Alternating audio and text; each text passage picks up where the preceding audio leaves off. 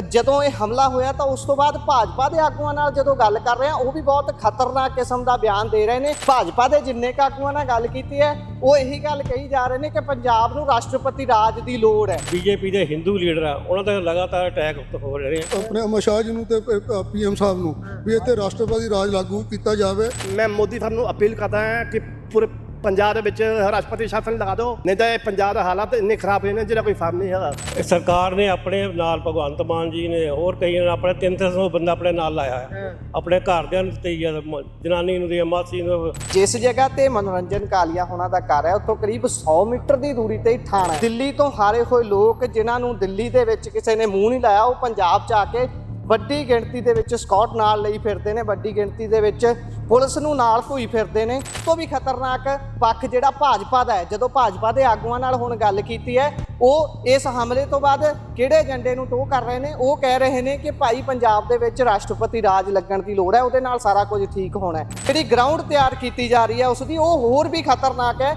ਕਿ ਉਹ ਕਹਿ ਰਹੇ ਨੇ ਕਿ ਇਹ ਜਿਹੜੇ ਹਮਲੇ ਨੇ ਖਾਸ ਤੌਰ ਤੇ ਹਿੰਦੂ ਲੀਡਰਾਂ ਨੂੰ ਟਾਰਗੇਟ ਕਰਨ ਲਈ ਕੀਤੇ ਜਾ ਰਹੇ ਨੇ। ਭਾਈ ਇਹੋ ਜਿਹਾ ਨਹੀਂ ਹੈ, ਇਹ ਹਮਲੇ ਥਾਣਿਆਂ ਤੇ ਵੀ ਹੋਏ ਨੇ। ਇੱਥੇ ਗਨਮੈਨ ਜਾ ਕੇ ਕੰਪਲੇਂਟ ਲਿਖਾ ਕੇ ਆ ਰਿਹਾ ਜੀ ਉਹਨਾਂ ਨੂੰ ਥਾਣੇ ਜਾ ਕੇ। ਥਾਣੇ 'ਚ ਸਿਰਫ 2 ਮੁਲਾਜ਼ਮ ਸੀ ਔਰ ਕੁੰਡੇ ਲੱਗੇ ਹੋਏ ਸੀ ਅੰਦਰੋਂ। ਅੱਛਾ ਜੀ। ਬੀਤੀ ਰਾਤ ਮਨੋਰੰਜਨ ਕਾਲੀਆ ਭਾਜਪਾ ਦੇ ਵੱਡੇ ਆਗੂ ਦੇ ਘਰ ਵਿਸਫੋਟ ਹੋਇਆ ਹੈ। ਇਹ ਗ੍ਰਨੇਡ ਹਮਲਾ ਹੈ ਜਾਂ ਕੀ ਹੈ ਇਸ ਦੀ ਤਾਂ ਜਾਂਚ ਦਾ ਵਿਸ਼ਾ ਹੈ, ਪਰ ਇੱਥੇ ਲਗਾਤਾਰ ਸਵੇਰ ਤੋਂ ਵੱਖ-ਵੱਖ ਆਗੂਆਂ ਦੇ ਆਉਣ ਦਾ ਤਾਂਤਾ ਲੱਗਾ ਹੋਇਆ ਹੈ।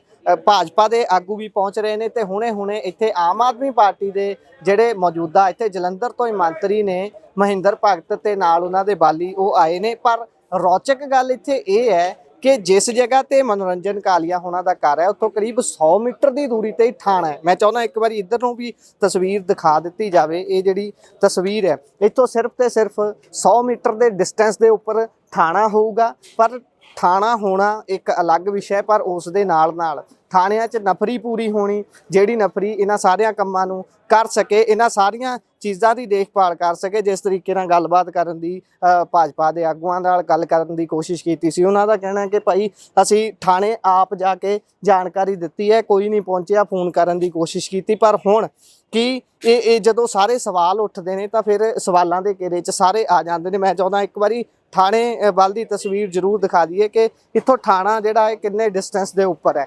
ਜਦੋਂ ਇੱਧਰ ਨੂੰ ਆਪਾਂ ਜਾਂਦੇ ਹਾਂ ਬਿਲਕੁਲ ਮਨੋਰੰਜਨ ਕਾਲੀਆ ਦੇ ਘਰ ਤੋਂ ਸੱਜੇ ਹੱਥ ਥਾਣਾ ਆਉਂਦਾ ਹੈ ਤੇ ਥਾਣਾ ਡਿਵੀਜ਼ਨ ਨੰਬਰ 3 ਹੈ। ਪਰ ਇੱਥੇ ਮੈਂ ਚਾਹੁੰਦਾ ਕਿ ਇਹ ਚੀਜ਼ ਤੇ ਜ਼ਰੂਰ ਧਿਆਨ ਦਿੱਤਾ ਜਾਵੇ ਕਿ ਇੱਕ ਪਾਸੇ ਤਾਂ ਇਹ ਗੱਲ ਹੈ ਕਿ ਪੰਜਾਬ ਦੇ ਵਿੱਚ ਵੱਡੀ ਗਿਣਤੀ ਦੇ ਵਿੱਚ ਨਫਰੀ ਹੈ। ਪੰਜਾਬ ਪੁਲਿਸ ਦੀ ਨਫਰੀ ਦੀ ਜੇਕਰ ਗਿਣਤੀ ਕਰਨੀ ਹੋਵੇ, ਬੀਤੇ ਦਿਨੀ ਇੱਕ RTI ਐਕਟਿਵਿਸਟ ਦੇ ਵੱਲੋਂ ਇਹ ਜਾਣਕਾਰੀ ਮੰਗੀ ਜਾਂਦੀ ਹੈ ਕਿ ਪੰਜਾਬ 'ਚ ਕਿੰਨੀ ਪੁਲਿਸ ਦੀ ਨਫਰੀ ਹੈ, ਕਿਹੜੇ VIPs ਦੇ ਨਾਲ ਕਿੰਨੀ ਪੁਲਿਸ ਦੀ ਨਫਰੀ ਲੱਗੀ ਹੋਈ ਹੈ, ਪਰ ਜਾਣਕਾਰੀ ਨਹੀਂ ਦਿੱਤੀ ਜਾਂਦੀ। ਤੇ ਹੁਣ ਜਦੋਂ ਇਹੋ ਜਿਹੇ ਹਮਲੇ ਹੁੰਦੇ ਨੇ, ਜਦੋਂ ਉਹਨਾਂ ਤੇ ਭਾਜਪਾ ਵਾਲੇ ਆਪਣਾ ਪ੍ਰਤੀਕਰਮ ਰੱਖਦੇ ਨੇ, ਉਹ ਵੀ ਇੱਕ ਡੈਡਲੀ ਕਿਸਮ ਦੀ ਗੱਲਬਾਤ ਕਰ ਰਹੇ ਨੇ। ਮੈਂ ਚਾਹੁੰਦਾ ਕਿ ਇਸ ਤੇ ਵੀ ਜ਼ਰੂਰ ਧਿਆਨ ਦਿੱਤਾ ਜਾਵੇ। ਜਦੋਂ ਇਹ ਹਮਲਾ ਹੋਇਆ ਇੱਕ ਵਾਰ, ਜਦੋਂ ਇਹ ਹਮਲਾ ਹੋਇਆ ਤਾਂ ਉਸ ਤੋਂ ਬਾਅਦ ਭਾਜਪਾ ਦੇ ਆਗੂਆਂ ਨਾਲ ਜਦੋਂ ਗੱਲ ਕਰ ਰਹੇ ਆ ਉਹ ਵੀ ਬਹੁਤ ਖਤਰਨਾਕ ਕਿਸਮ ਦਾ ਬਿਆਨ ਦੇ ਰਹੇ ਨੇ, ਜਿਹਦੇ ਨਾਲ ਕੁਝ ਲੋਕ ਸਹਿਮਤ ਹੋ ਸਕਦੇ ਨੇ, ਕੁਝ ਲੋਕ ਅਸਹਿਮਤ ਹੋ ਸਕਦੇ ਨੇ, ਕਿਉਂਕਿ ਉਹਨਾਂ ਨੇ ਪਾਰਟੀ ਦੀ ਆਈਡੀਓਲੋਜੀ 'ਚੋਂ ਗੱਲ ਕਰਨੀ ਹੈ, ਉਹਨਾਂ ਨੇ ਪਾਰਟੀ ਦੇ ਵੱਲੋਂ ਟੋਹ ਕੀਤੇ ਗਏ ਏਜੰਡੇ ਤੇ ਗੱਲ ਕਰਨੀ ਹੈ। ਭਾਜਪਾ ਦੇ ਜਿੰਨੇ ਕੁ ਆਗੂਆਂ ਨਾਲ ਗੱਲ ਕੀਤੀ ਹੈ ਉਹ ਇਹੀ ਗੱਲ ਕਹੀ ਜਾ ਰਹੇ ਨੇ ਕਿ ਪੰਜਾਬ ਨੂੰ ਰਾਸ਼ਟਰਪਤੀ ਰਾਜ ਦੀ ਲੋੜ ਹੈ। ਇਹ ਹਮਲੇ ਕਿਸ ਚੀਜ਼ ਦਾ ਡਿਜ਼ਾਈਨ ਨੇ, ਲਗਾਤਾਰ ਹੋ ਰਹੇ ਹਮਲੇ ਕਿਵੇਂ ਅਤੇ ਕਿਸ ਦੇ ਵੱਲੋਂ ਕਰਾਏ ਜਾ ਰਹੇ ਨੇ, ਕਿਉਂਕਿ ਬੀਤੇ 2-3 ਮਹੀਨਿਆਂ ਤੋਂ ਹੀ ਲਗਾਤਾਰ ਤਸਵੀਰਾਂ ਅਸੀਂ ਦੇਖ ਰਹੇ ਹਾਂ ਕਿ ਇੰਨੀ ਵੱਡੀ ਗਿਣਤੀ ਦੇ ਵਿੱਚ ਹਮਲੇ ਹੋ ਰਹੇ ਨੇ। ਪਹਿਲਾਂ ਮਾਝੇ 'ਚ ਹੁੰਦੇ ਨੇ, ਪਹਿਲਾਂ ਥਾਣੇ ਦੇ ਉੱਪਰ ਹੁੰਦਾ, ਫਿਰ ਮੰਦਰ ਤੇ ਹੁੰਦਾ, ਉਸ ਤੋਂ ਬਾਅਦ ਪਟਿਆਲੇ ਦੇ ਵਿੱਚ ਹੁੰਦਾ। ਥਾਣਿਆਂ ਦੇ ਵਿੱਚ ਤਾਂ ਕੰਧਾਂ ਉੱਚੀਆਂ ਕਰਕੇ ਸੁਰੱਖਿਆ ਵਧਾ ਲਈ ਜਾਂਦੀ ਹੈ, ਪਰ ਆਮ ਲੋਕਾਂ ਦਾ ਕੀ ਹੋਊਗਾ, ਇਹ ਵੀ ਸਵਾਲਾਂ ਦੇ ਘੇਰੇ 'ਚ ਆਉਂਦੀ ਗੱਲ ਹੈ। ਖਾਸ ਤੌਰ ਤੇ ਪੰਜਾਬ ਸਰਕਾਰ ਦੇ ਉੱਪਰ ਇਹ ਸਵਾਲ ਆਉਂਦਾ ਹੈ, ਜਿਨ੍ਹਾਂ ਨੂੰ ਪਹਿਲਾਂ ਵੀ ਘੇਰੇ ਦੇ ਵਿੱਚ ਲੈਂਦਾ ਜਾ ਰਿਹਾ ਹੈ ਕਿ ਜੇਕਰ ਦਿੱਲੀ ਤੋਂ ਹਾਰੇ ਹੋਏ ਲੋਕ ਜਿਨ੍ਹਾਂ ਨੂੰ ਦਿੱਲੀ ਦੇ ਵਿੱਚ ਕਿਸੇ ਨੇ ਮੂੰਹ ਨਹੀਂ ਲਾਇਆ ਉਹ ਪੰਜਾਬ 'ਚ ਆ ਕੇ ਵੱਡੀ ਗਿਣਤੀ ਦੇ ਵਿੱਚ ਸਕਾਟ ਨਾਲ ਲਈ ਫਿਰਦੇ ਨੇ, ਵੱਡੀ ਗਿਣਤੀ ਦੇ ਵਿੱਚ ਪੁਲਿਸ ਨੂੰ ਨਾਲ ਧੋਈ ਫਿਰਦੇ ਨੇ, ਉਹ ਕਿਸ ਬਿਹਾਫ ਤੇ ਨੇ। ਪੰਜਾਬ ਦੀ ਵਿਧਾਨ ਸਭਾ 'ਚ ਵੀ ਇਹ ਮੁੱਦਾ ਉੱਠਿਆ ਸੀ। ਥਾਣਾ ਡਿਵੀਜ਼ਨ ਨੰਬਰ 3 ਕਮਿਸ਼ਨਰੇਟ ਜਲੰਧਰ ਦੇ ਬਾਹਰ ਇਸ ਸਮੇਂ ਮੌਜੂਦ ਆ। ਇਹ ਸਿਰਫ 100 ਤੋਂ 150 ਕਿਲੋਮੀਟਰ ਦੀ ਦੂਰੀ ਤੇ ਹੀ ਹੈ ਇੱਥੋਂ ਮਨੋਰੰਜਨ ਕਾਲੀਆ ਦਾ ਘਰ। ਪਰ ਹਮਲਾ ਹੋਣ ਤੇ ਦੱਸਿਆ ਇਹ ਜਾ ਰਿਹਾ, ਜੋ ਉਹਨਾਂ ਦੀ ਗੱਲ ਹੈ ਅਸੀਂ ਪੁਸ਼ਟੀ ਨਹੀਂ ਕਰਦੇ, ਜੋ ਉਹਨਾਂ ਦਾ ਕਹਿਣਾ ਹੈ ਕਿ ਇੱਥੇ ਜਦੋਂ ਹਮਲਾ ਹੋਇਆ ਉਸ ਤੋਂ ਬਾਅਦ ਆਪ ਆ ਕੇ ਇੱਥੇ ਜਗਾਉਣਾ ਪਿਆ, ਗੱਲ ਕਰਨੀ ਪਈ ਕਿ ਇਸ ਤਰੀਕੇ ਨਾਲ ਹੋਇਆ ਤੇ ਹੁਣ ਲਗਾਤਾਰ ਆਉਣ ਵਾਲਿਆਂ ਦਾ ਤਾਂਤਾ ਲੱਗਾ ਹੋਇਆ। ਪਰ ਇੱਥੇ ਵੱਡੇ ਸਵਾਲ ਇਹ ਨੇ ਕਿ ਪੰਜਾਬ ਦੇ ਵਿੱਚ ਇੰਨੀ ਵੱਧ ਨਫ਼ਰੀ ਹੈ ਪ੍ਰਤੀ 1000 ਵਿਅਕਤੀ, ਫਿਰ ਵੀ ਲਗਾਤਾਰ ਹਮਲੇ ਹੋਣੇ ਅਤੇ ਉਸ ਤੋਂ ਬਾਅਦ ਉਹਨਾਂ ਦੇ ਉੱਪਰ ਰਿਐਕਸ਼ਨ ਬਹੁਤ ਦੇਰੀ ਦੇ ਨਾਲ ਹੋਣਾ। ਉਸ ਤੋਂ ਵੀ ਖਤਰਨਾਕ ਪੱਖ ਜਿਹੜਾ ਭਾਜਪਾ ਦਾ ਹੈ, ਜਦੋਂ ਭਾਜਪਾ ਦੇ ਆਗੂਆਂ ਨਾਲ ਹੁਣ ਗੱਲ ਕੀਤੀ ਹੈ, ਉਹ ਇਸ ਹਮਲੇ ਤੋਂ ਬਾਅਦ ਕਿਹੜੇ ਏਜੰਡੇ ਨੂੰ ਟੋਹ ਕਰ ਰਹੇ ਨੇ, ਉਹ ਕਹਿ ਰਹੇ ਨੇ ਕਿ ਭਾਈ ਪੰਜਾਬ ਦੇ ਵਿੱਚ ਰਾਸ਼ਟਰਪਤੀ ਰਾਜ ਲੱਗਣ ਦੀ ਲੋੜ ਹੈ, ਉਹਦੇ ਨਾਲ ਸਾਰਾ ਕੁਝ ਠੀਕ ਹੋਣਾ ਹੈ। ਮੰਨਦੇ ਆ ਕਿ ਉਹਨਾਂ ਦਾ ਇੱਕ ਆਪਣਾ ਤਰੀਕਾ ਹੈ, ਉਹਨਾਂ ਨੇ ਵੀ ਆਪਣੀ ਪਾਰਟੀ ਦਾ ਏਜੰਡਾ ਟੋਹ ਕਰਨਾ ਹੈ, ਪਰ ਰਾਸ਼ਟਰਪਤੀ ਰਾਜ ਇੱਕ ਹਮਲਾ ਹੋ ਜਾਣਾ, ਉਸ ਤੋਂ ਬਾਅਦ ਇਹ ਕਹਿਣਾ, ਖਾਸ ਤੌਰ ਤੇ ਉਹ ਹਿੰਦੂ ਸ਼ਬਦ ਵਰਤ ਰਹੇ ਨੇ, ਉਹ ਇਹ ਕਹਿ ਰਹੇ ਨੇ ਕਿ ਸਾਡੇ ਹਿੰਦੂ ਲੀਡਰਸ ਨੂੰ ਟਾਰਗੇਟ ਕੀਤਾ ਜਾ ਰਿਹਾ ਹੈ। ਜਦੋਂ ਅੰਮ੍ਰਿਤਸਰ ਦੇ ਵਿੱਚ ਵੀ ਇੱਕ ਮੰਦਿਰ ਦੇ ਉੱਪਰ ਹਮਲਾ ਹੋਇਆ, ਉਸ ਦਾ ਵੀ ਉਹ ਜ਼ਿਕਰ ਕਰ ਰਹੇ ਨੇ। ਇਹ ਕਿਤੇ ਨਾ ਕਿਤੇ ਬਹੁਤ ਖਤਰਨਾਕ ਵਿਸ਼ਾ ਬਣਦਾ ਜਾ ਰਿਹਾ ਹੈ ਕਿ ਹਮਲਾ ਹੋਣਾ ਇੱਕ ਅਲੱਗ ਗੱਲ ਹੈ, ਪਰ ਉਹਦੀ ਜਿਹੜੀ ਗਰਾਊਂਡ ਤਿਆਰ ਕੀਤੀ ਜਾ ਰਹੀ ਹੈ, ਖਾਸ ਤੌਰ ਤੇ ਭਾਜਪਾ ਦੇ ਵੱਲੋਂ ਜਿਹੜੀ ਗਰਾਊਂਡ ਤਿਆਰ ਕੀਤੀ ਜਾ ਰਹੀ ਹੈ ਉਸ ਦੀ, ਉਹ ਹੋਰ ਵੀ ਖਤਰਨਾਕ ਹੈ ਕਿ ਉਹ ਕਹਿ ਰਹੇ ਨੇ ਕਿ ਇਹ ਜਿਹੜੇ ਹਮਲੇ ਨੇ ਖਾਸ ਤੌਰ ਤੇ ਹਿੰਦੂ ਲੀਡਰਾਂ ਨੂੰ ਟਾਰਗੇਟ ਕਰਨ ਲਈ ਕੀਤੇ ਜਾ ਰਹੇ ਨੇ।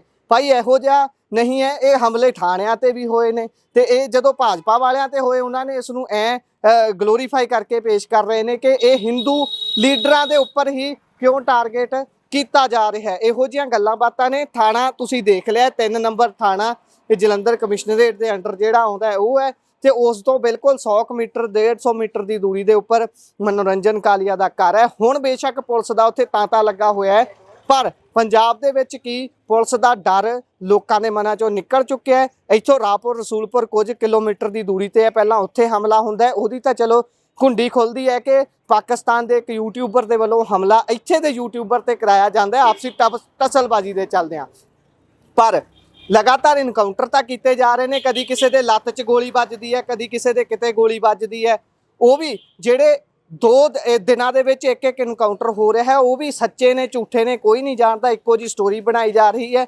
ਤੇ ਦੂਸਰੇ ਪਾਸੇ ਜਿੱਧਰ ਸੱਚੀਓ ਅਟੈਕ ਹੋ ਰਹੇ ਨੇ, ਤਸਵੀਰਾਂ ਜਦੋਂ ਦੇਖਦੇ ਹਾਂ ਕਿਸ ਤਰੀਕੇ ਦੇ ਨਾਲ ਨੁਕਸਾਨੀਆਂ ਹੋਈਆਂ ਚੀਜ਼ਾਂ ਮਿਲ ਰਹੀਆਂ ਨੇ, ਤਾਂ ਉੱਥੇ ਇੱਕ ਅਲੱਗ ਐਂਗਲ ਬਣ ਜਾਂਦਾ ਹੈ। ਪੁਲਿਸ ਕਰ ਕੀ ਰਹੀ ਹੈ, ਪੰਜਾਬ ਸਰਕਾਰ ਕਰ ਕੀ ਰਹੀ ਹੈ?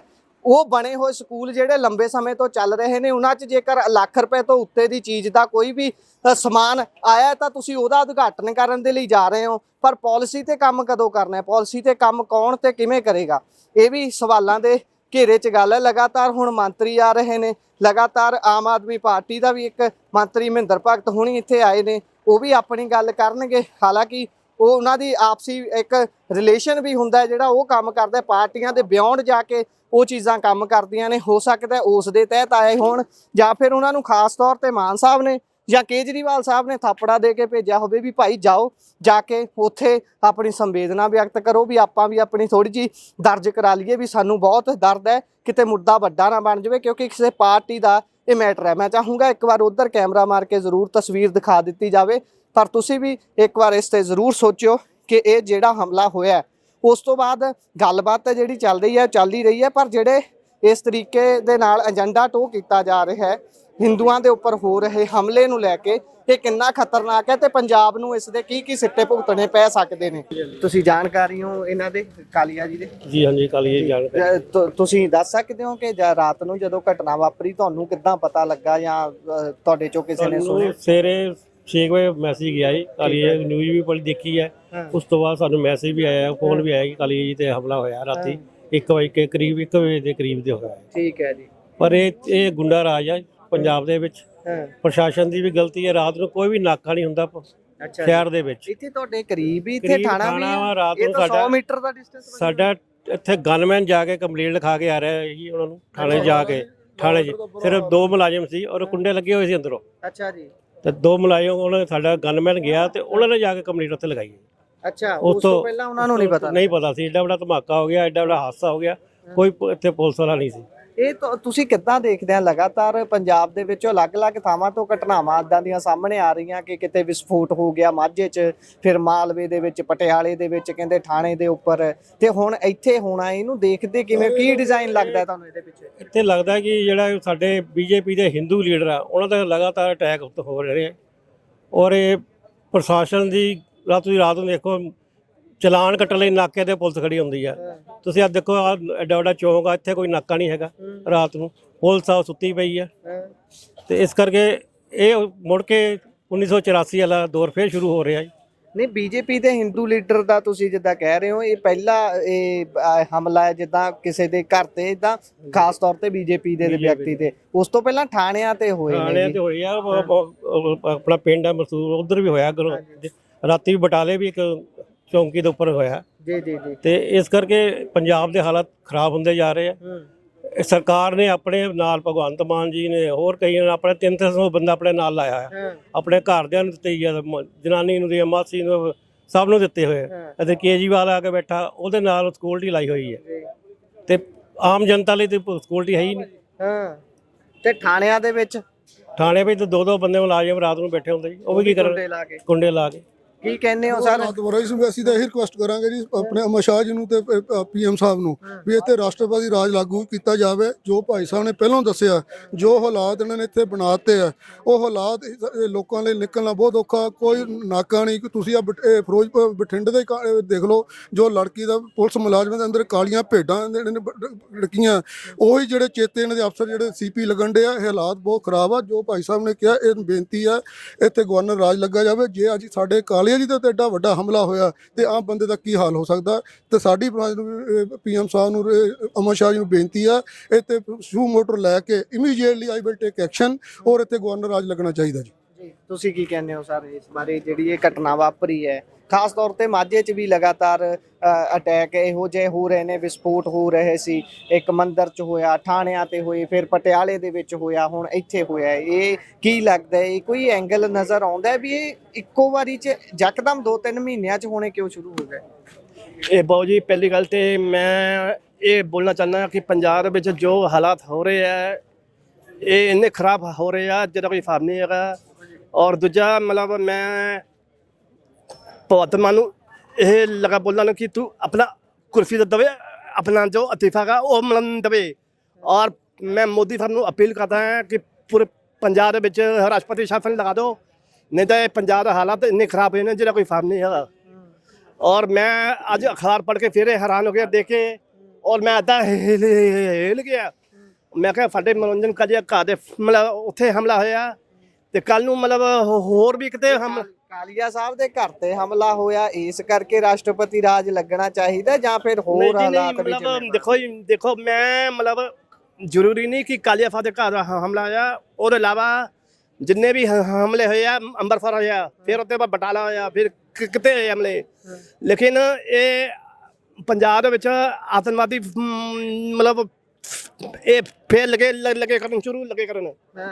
ਤੇ ਮੈਂ ਦੇਖੋ ਜੀ ਮਤਲਬ ਮੈਂ ਤਾਂ ਇਹੀ ਪ੍ਰਾਰਥਨਾ ਕਰਦਾ ਹਾਂ ਕਿ ਮੋਦੀ ਸਾਹਿਬ ਨੂੰ ਕਿ ਮਤਲਬ ਜੋ ਮਤਲਬ ਆਪਣਾ ਪੰਜਾਬ ਦੇ ਵਿੱਚ ਰਾਸ਼ਟਰਪਤੀ ਸ਼ਾਸਨ ਲਗਾ ਦਿਓ ਤੇ ਤਾਂ ਕਿ ਮਤਲਬ ਇਹ ਮਤਲਬ ਜਿਹੜਾ ਕੰਟਰੋਲ ਹੋ ਜਾਵੇ ਔਰ ਸ਼ਾਂਤੀ ਦਾ ਮਾਹੌਲ ਮਤਲਬ ਰਵੇ। ਤੁਸੀਂ ਕੀ ਕਹਿਣਾ ਚਾਹੁੰਦੇ ਹੋ ਬਾਈ? ਤੁਸੀਂ ਇੱਥੋਂ ਲੋਕਲ ਹੀ ਹੋ।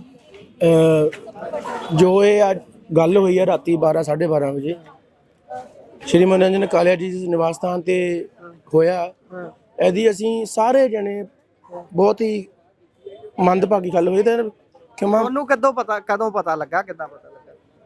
ਭਾਜੀ ਮੈਂ ਕਾਲੀਆ ਜੀ ਦੇ ਨਾਲ ਹੀ ਹੁੰਦਾ ਕਈ ਵਾਰੀ। ਕੱਲ ਸਥਾਪਨਾ ਦਿਵਸ ਹੋਇਆ ਸਾਡਾ 6 ਤਰੀਕ ਨੂੰ। ਸਥਾਪਨਾ ਦਿਵਸ ਸਾਰੇ ਖੁਸ਼ੀ ਮਨਾ ਰਹੇ ਸੀਗੇ। ਖੁਸ਼ੀ ਮਨਾਉਣ ਦੇ ਨਾਲ ਸਾਰੇ ਹੱਸਦੇ ਹੱਸਦੇ, ਸਾਨੂੰ ਨਹੀਂ ਪਤਾ ਕੁਝ ਹੋਣਾ ਹੈ, ਪਰ ਜੋ ਇਹ ਮੰਦਭਾਗੀ ਖਬਰ ਹੋਈ ਹੈ ਪੂਰੇ ਇੱਥੇ ਹੀ ਸੀ ਉਦੋਂ? ਨਹੀਂ ਭਾਜੀ ਮੈਂ ਇੱਥੇ ਨਹੀਂ ਸੀ। ਮੈਂ ਸਵੇਰੇ ਜਦੋਂ ਉੱਠਿਆ ਆ, ਮੈਂ ਅਖਬਾਰ ਪੜ੍ਹੀ, ਮੈਂ ਡਾਇਰੈਕਟ ਸਿੱਧੇ ਮੋਟਰਸਾਈਕਲ ਚਲਾ ਕੇ ਤਾਂ ਮੈਂ ਸਿੱਧੇ ਇੱਥੇ ਆ ਗਿਆ। ਤੇ ਮੈਂ ਸਾਹਿਬ ਦਾ ਪੁੱਛਿਆ ਹਾਲ ਚਾਲ, ਕਹਿੰਦੇ ਸਾਹਿਬ ਠੀਕ ਆ, ਵੀ ਜੋ ਇਹ ਹੋਇਆ ਇਹ ਬਹੁਤ ਮਾੜਾ ਹੋਇਆ। ਕੋਈ ਤੁਸੀਂ ਨਾਲ ਰਹਿੰਦੇ ਹੋ 24 ਘੰਟੇ ਦੇ ਤਾਂ ਤੁਸੀਂ ਦੱਸਿਆ ਬਹੁਤਾ ਸਮਾਂ ਨਾਲ ਰਹਿੰਦੇ ਹੋ, ਕੋਈ ਥ੍ਰੈਟ ਪਰਸੈਪਸ਼ਨ, ਕੋਈ ਹੋਰ ਗੱਲਬਾਤ, ਕੋਈ ਕਾਲ ਇਦਾਂ ਦੀ, ਕੋਈ ਇਦਾਂ ਦਾ ਸੀ? ਨਹੀਂ ਇਦਾਂ ਦਾ ਨਹੀਂ ਹੈ ਕੁਝ। ਬਸ ਮੇਨ ਗੱਲ ਹੈ ਕਿ ਜਿਹੜੇ ਲਾਅ ਐਂਡ ਆਰਡਰ ਦੇ ਹਿਸਾਬ ਨਾਲ ਇਹ ਹਾਲਾਤ ਬਣੇ ਹੋਏ ਆ, ਇਹ ਸਭ ਤੋਂ ਜ਼ਿਆਦਾ ਮਾੜੇ ਆ। ਅੱਜ ਕੱਲ ਦੇਖੋ ਤੁਹਾਡੇ ਸਾਹਮਣੇ ਇੱਕ ਵੀ ਇਨਸਾਨ ਸੇਫ ਨਹੀਂ ਆ, ਚਾਹੇ ਉਹ ਆਪਣੇ ਲੇਡੀਜ਼ ਹੋਣ ਚਾਹੇ ਬੱਚੇ ਹੋਣ। ਇੰਨਾ ਬੁਰਾ ਹਾਲ ਹੋ ਚੁੱਕਾ ਆ ਕਿ ਸਾਨੂੰ ਦੱਸਦੇ ਹੋਏ ਵੀ ਸ਼ਰਮ ਆਉਂਦੀ ਆ ਵੀ ਪੰਜਾਬ ਦਾ ਇਹ ਹਾਲ ਕਰਦਾ। ਜਿਹੜੀ ਵੀ ਸਰਕਾਰ ਉੱਠਦੀ ਆ, ਕੋਈ ਵੀ ਸਰਕਾਰ ਕਹਿੰਦੀ ਆ ਵੀ ਆਮ ਆਦਮੀ ਕਹਿੰਦੀ ਜਾਂ ਕੋਈ ਪਾਰਟੀ ਕਹਿੰਦੀ ਆ ਵੀ ਅਸੀਂ ਪੰਜਾਬ ਨੂੰ ਵਧੀਆ ਚੱਕ ਦਾਂਗੇ, ਵਧੀਆ ਬਣਾ ਦਾਂਗੇ। ਇਹਨਾਂ ਕੋਲ ਸਿਰਫ ਪੰਜਾਬ ਹੀ ਨਹੀਂ ਸਾਂਭਿਆ ਜਾਂਦਾ, ਕਿਸੇ ਕੋ ਵੀ ਜਿੰਨੀਆਂ ਵੀ ਪਾਰਟੀਆਂ ਆਈਆਂ ਅੱਜ ਤੱਕ ਕਿਸੇ ਕੋ ਪੰਜਾਬ ਹੀ ਨਹੀਂ ਸਾਂਭਿਆ ਗਿਆ। ਇਹ ਬਹੁਤ ਮੰਦਭਾਗੀ ਖਬਰ ਆ। ਇਹ ਜਿਹੜੇ ਸਾਡੇ ਸੀਨੀਅਰ ਨੇਤਾ ਭਾਜਪਾ ਦੇ ਸ਼੍ਰੀ ਮਨੋਰੰਜਨ ਕਾਲੀਆ ਜੀ ਦੇ ਨਿਵਾਸ ਸਥਾਨ ਤੇ ਹੋਇਆ, ਇਹਦੀ ਅਸੀਂ ਖਿਮਾ ਕਰਦੇ ਹਾਂ ਕਿ ਆਉਣ ਵਾਲੇ ਟਾਈਮ ਦੇ ਵਿੱਚ ਜਿਹੜੇ ਬੰਦੇ ਕੰਮ ਇਦਾਂ ਦੇ ਕਰਦੇ ਆ ਉਹਨਾਂ ਨੂੰ ਚੰਗੀ ਤਰੀਕੇ ਨਾਲ ਨੱਥ ਪਾਈ ਜਾਵੇ ਤੇ ਉਹ ਇਦਾਂ ਦਾ ਉਹਨਾਂ ਤੇ ਸਖਤ ਕਾਰਵਾਈ ਕੀਤੀ ਜਾਵੇ ਕਿ ਉਹਨਾਂ ਦੀਆਂ 7 ਪੁਸ਼ਤਾਂ ਤੱਕ ਹਿੱਲ ਜਾਣ।